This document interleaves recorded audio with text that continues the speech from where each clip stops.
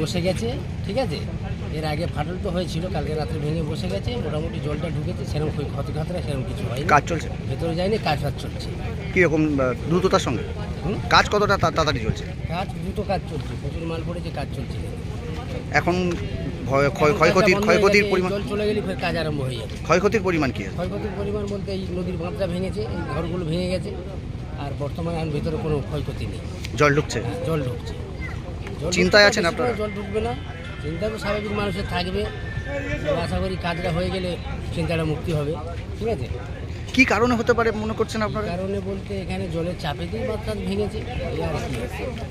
জাহাজ একখানা মেরেছিল আগে, জাহাজ একখানা মেরেছিল সেটা আগে, আরও আগে। হয়তো ওরা একটা প্রেশার হবে, বাঁধের ক্ষয়ক্ষতি হয়েছে, হয়তো প্রেশার এটা বোঝা যায়নি, আস্তে আস্তে বসে গেছে। তাহলে জোয়ারের স্রোত, তারপর জোয়ারের প্রেশারেতে ভেঙে দিয়ে গেছে। এই হচ্ছে পরিস্থিতি। এখন কি চাইছেন আপনারা?